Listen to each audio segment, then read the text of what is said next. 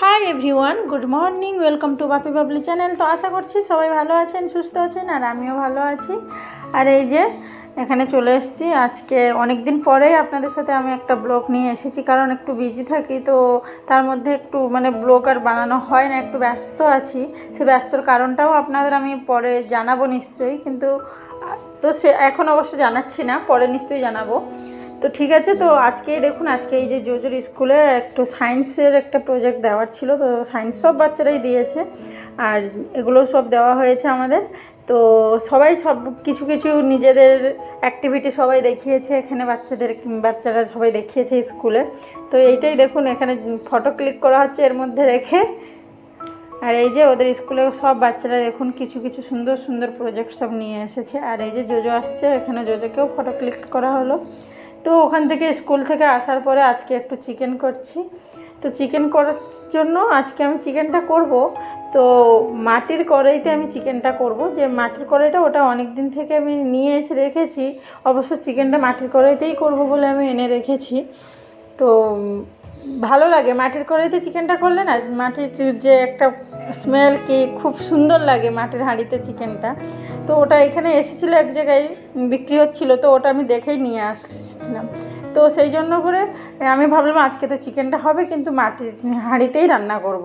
তো সেই জন্য করে আমি সব এখানেই করে নিচ্ছি, মশলা সব রেডি করে নিচ্ছি। চিকেনটাকে আমি একটু ম্যারিনেট করে নিলাম, হলুদ লবণ তেল দিয়ে একটু ম্যারিনেট করে নিলাম। তার সাথে একটু লেবু দিয়ে দিলাম, কারণ চিকেনটা একটু শক্ত থাকবে, কারণ লেবুটা না দিলে না, বুঝতে পারছেন তো, চিকেন ভালো থাকবে না, এটা দেশি মুরগি না। তো ওই মশলাগুলো সব ওখানে আমি নিয়ে নিয়েছি, পেঁয়াজ, আলু, রসুন একটা গোটা নিয়েছি। রসুনের যা দাম বাবারে, সেই জন্য করে আমি একটাই রসুন দিচ্ছি। অবশ্যই এই চিকেনের যে এর মধ্যে যতটাই রান্নার ভেতরে সবথেকে বেস্ট লাগবে খেতে রসুনটা।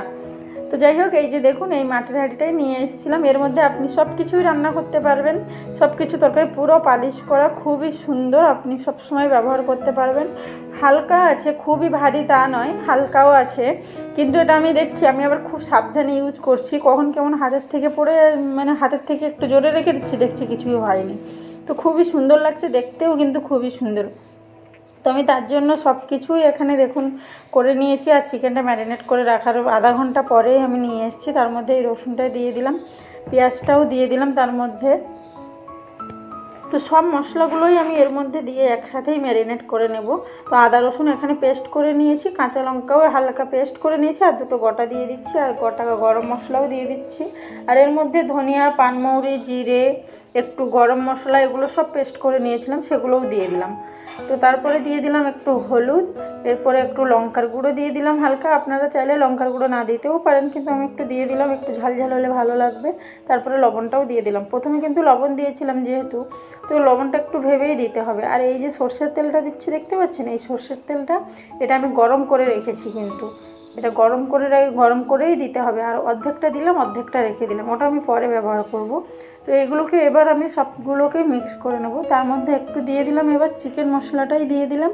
তো এটাকে পুরো ভালো করে ম্যারিনেট করে নেব। কিন্তু এটা না, একটু যদি ম্যারিনেট করে আধা ঘন্টা কি 15 মিনিট রাখা যায় না, খুবই সুন্দর হয়। তো কিন্তু আমার কাছে টাইম নেই যেহেতু, তো সেই জন্য করে আমি এটাকে ম্যারিনেট করে সাথে সাথেই করছি। আর আলু দেখুন আমি দিয়ে দিয়েছি, আলু 2-3টেখানি আলু দিয়েছি। আলু খেতে ভালো লাগে আমাকে, চিকেনে কেন মাটনে কেন আলু খেতে ভালো লাগে, যে কারণে দিয়ে দিয়েছি। তো এটাকে আমি একটু ঢাকনা দিয়ে প্রায় 5-10 মিনিটের মতো রেখে এবার আমি এটাকে নিয়ে নেব হাঁড়ির মধ্যে, মাটির হাঁড়ির মধ্যে। তো আমি প্রথমেই ওটাকে ঢেকে রেখে দিয়েছি ম্যারিনেট করে, যেহেতু ওটা একটু ভালো লাগবে কিছুক্ষণ গেলে, যত বেশি টাইম রাখবে তত ভালো লাগবে, প্রায় তো 15-20 মিনিট তো রাখারই দরকার। তো তার মধ্যে আমি এই আটাটাকে একটু মাখিয়ে নিচ্ছি, এটা হাঁড়ির চারিধারেই দেওয়ার জন্য নিচ্ছি, যার থেকে হাঁড়ির ভেতর থেকে যে বাষ্পটা আর বাইরে না বেরোয়, খুবই সুন্দর একটা যাতে ফ্লেভারটা আসে, সেই জন্য করে আমি আটাটাও মাখিয়ে নিলাম। তো এটাকে এবার হয়ে গেল আটা মাখানোটা। এবার আমি নিয়ে নেব চিকেনটাকে এর মধ্যে। এটা কিন্তু খুব বেশ বড় আছে, এর মধ্যে প্রায় তো 1.5 কেজির মতো মাটন চিকেন ধরে যাবে, বেশ বড় আছে। ভিডিওতে হয়তো জানা পড়ছে না, আমি একটু বড় দেখেই নিয়ে এসেছি, যেন 4-5 জনের রান্না যেন আরামসে করা যায়। প্রায় তো 4 জন কি 5 জনের চিকেন হয়ে যাবে এর মধ্যে রান্না। তো সেই যে তেলটা ছিল সেই তেলটা আমি এর মধ্যে দিয়ে ওটা চারিদিকে হাঁড়ির চারিধারে ও তেলটাকেই লাগিয়ে নিলাম, বলছিলাম যে পরে ব্যবহার করব। সেই তেলটাই আমি রেখেছিলাম, একটু উষ্ণ উষ্ণ ছিল, সেই তেলটাকে নিয়ে আমি হাঁড়ির চারিধারে লাগিয়ে নিলাম। খুব সুন্দর করে মাখিয়ে নিয়েছি চারপাশে, দিয়ে এবার চিকেনগুলোকে ওর মধ্যেই দিয়ে দিয়েছি। দিয়ে এবার এটাকে আমি ঢাকনা দিয়ে দেবো, আর যতটুকু তেল বেঁচেছিল ততটুকুও এর মধ্যে বেশ দিয়ে দিলাম। ব্যাস, তেলটা কিন্তু অবশ্যই এর মধ্যে গরম করে দিতে হবে চিকেনের মধ্যে, কেন কি হাঁড়িতে চারিপাশে লাগাতে গেলে কিন্তু অবশ্যই গরম করে দিতে হবে। তো এবার এর চারপাশে আমি লাগিয়ে দেবো আটা। এই মাটির হাঁড়ির চিকেন আগে একবার করেছি, তো সেটা হলো আমি মাটির হাঁড়িতে করেছিলাম, কিন্তু ওটা দেশি মুরগি ছিল, তো অবশ্য খুবই সুন্দর লেগেছিলো। আর প্রায় তো আমাদের মাটির হাঁড়িতেই মটনটা হয়, আর মাটির হাঁড়িতে মটনটা করলে বাপিই করে, আমি করিনি কোনো দিন, একবারই মনে হয় করেছি। আর তো সেই জন্য করে এটা নিয়ে এসেছি যে মাটির হাঁড়িতে বাপি তো প্রচুর মটন মানে খেতে ভালোবাসে, আর আমাকেও খুব ভালো লাগে। আমি কিন্তু প্রথম মটন খেতাম না, যখন থেকে মাটির হাঁড়িতে হয় একটু একটু করে খেতে খেতে এখন বেশ নর্মাল হয়ে গেছে, এখন একটু খাই। তো এই যে চারোধারে দেখুন আমি পুরো আটাটাকে চারোপাশে পুরো লাগিয়ে নিয়েছি পুরো। ব্যাস হয়ে গেছে, এটা ওপরে একটু আটা লেগে গেছে, কিন্তু আমি ওঠানোর চেষ্টা করছি, কিন্তু সেটা উঠছে না। তো দেখুন এটা পুরো হয়ে গেছে রেডি। এবার আমি গ্যাসটাকে অন করে এবার গ্যাসের উপর বসিয়ে দেবো। পুরো মিডিয়াম আঁচেই বসাবো আমি এটাকে, পুরো সিম আঁচেই বসালে ভালো হয়। প্রায় তো 40 কি 45 মিনিটের জন্য আমি এটাকে পুরো বসিয়ে দেবো। এর মধ্যে বেশি কিছু খাটনি নেই, সব কিছু মশলা করে নিতে পারলে ব্যাস একসাথে একেবারে বসিয়ে দিলে হয়ে যাবে কিছুক্ষণ পরে রান্না। তো আমি প্রায় 45 মিনিট পরে এসে দেখবো এটার অবস্থা কি হয়েছে। তো এই যে আমি চলে আসলাম, এবার দেখি এর হালটা কি হয়েছে। গ্যাসটাকে আমি অফ করে দিয়েছি। তো গ্যাসটা অফ করে প্রায় তো আমি 15 মিনিটের জন্য এটাকে আমি রেখে দিয়েছিলাম। এবার ঢাকনাটা আমি খুলে দেখবো যে এর ভেতরে কেমন কি হাল। তো চলুন দেখা যাক এর ভেতরের কি হাল।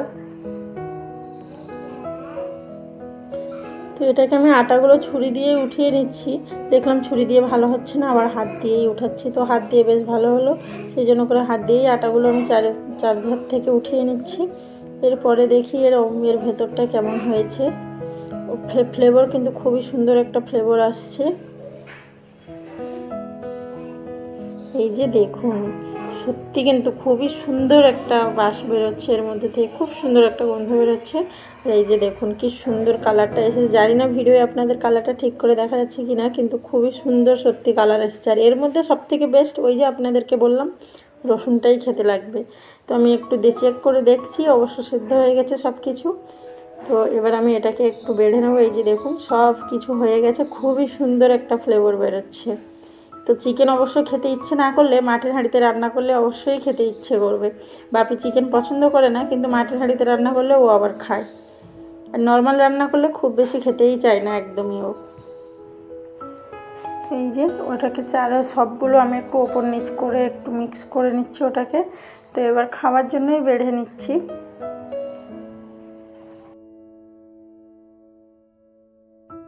তো এই যে দেখুন কি সুন্দর একটা কালার এসেছে, খেতেও কিন্তু দারুণ হয়েছে। তো আপনারাও নিশ্চয়ই বাড়ি ট্রাই করে দেখতে পারেন।